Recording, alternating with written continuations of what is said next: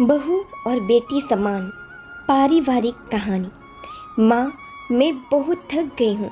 घर संभालते संभालते यहाँ मेरी थकान किसी को नज़र नहीं आती। कुछ दिन आराम करना चाहती हूँ। सोच रही हूँ कुछ दिनों के लिए अपने मायके आ जाऊँ। आते हुए अपने बच्चों को भी साथ ले आऊँगी। वे वहीं से स्कूल चले जाएंगे।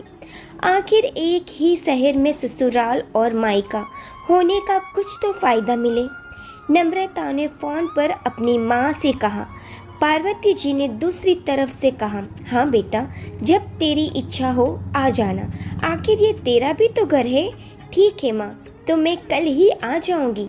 नम्रता खुश हो बोली, हाँ बेटा, कल आ जाओ। मैं तुम्हारा इंतज़ार करूंगी। अभी मैं फ़ोन रखती हूँ, मुझे मंदिर भी जाना है। कमला जी ने फ़ोन रख दिया और सीधे किचन में गई। किचन में खाना बना रही बहू से बोली, अरे अनुपमा, सुनो, कल तुम्हारी ननद आ रही है।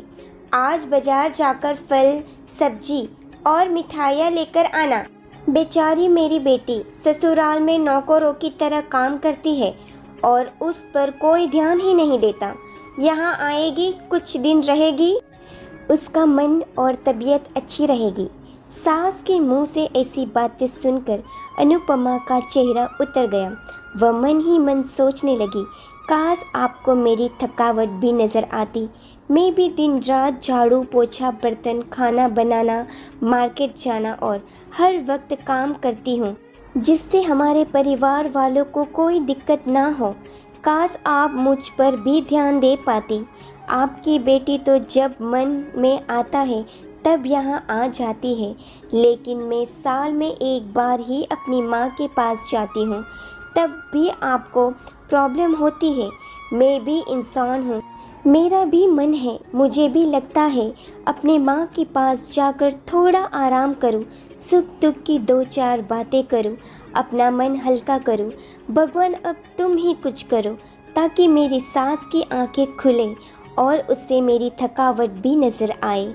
शाम तक भगवान ने जैसे अनुपमा की सुन ली और उसकी ननद का फ़ोन आया।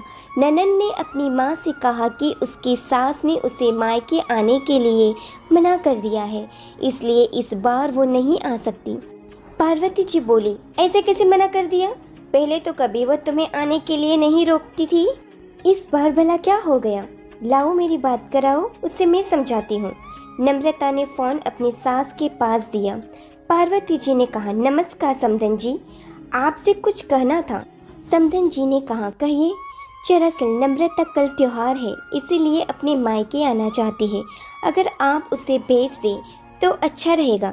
नम्रता की सास ने कहा, देखिए समधन जी, आपकी बेटी मायके जा कर रहे, इस बात के लिए हमने उसे कभी नहीं रोका और इस बात से हमें कोई प्रॉब्लम है भी नहीं।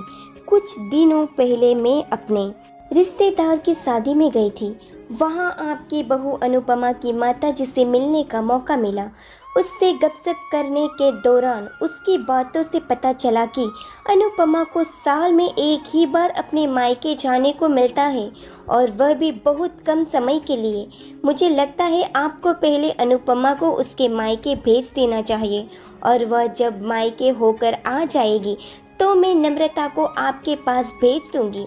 एक बहुत ज़रूरी बात जो मुझे लगता है आपको समझ लेनी चाहिए कि आपकी अपनी बहू को भी बेटी की तरह या बेटी से भी ज़्यादा प्यार देना चाहिए। उससे भी मायके जाने की इच्छा होती होगी। हो सकता है नम्रता के वहाँ आने से उसकी आव भाव करने के लिए आप उसे उसके मायके नहीं भेजती होगी, या फिर वह आपसे कुछ कहने से अब भी डरती हो।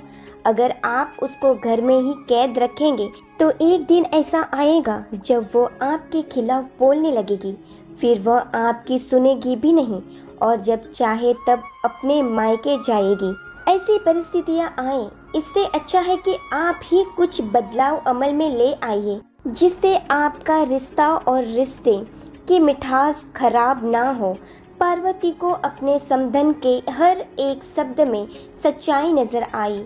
उन्हें महसूस हुआ कि उन्होंने अपनी बेटी के प्यार में अंधे होकर कभी भी अपनी बहू के मन का विचार नहीं किया।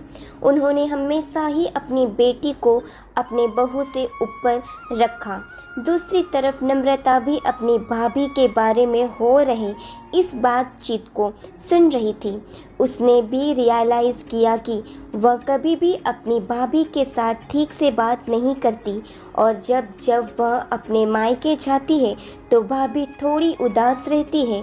पार्वती जी ने अपनी बहू को बुलाया और उससे कहा कि अनुपमा, कुछ दिनों के लिए नम्रता नहीं आने वाली है, इसलिए पहले तुम अपने मायके होकर आओ। यह सुनते ही अनुपमा का चेहरा खिल गया, क्योंकि यह पहली बार था जब उसकी सास ने सामने से उसे अपने मायके जाने के लिए कहा था। अगले दिन अनुपमा अपने मायके गई और इस बार 1-2 दिन नहीं, पूरे हफ्ते भर रहकर आई।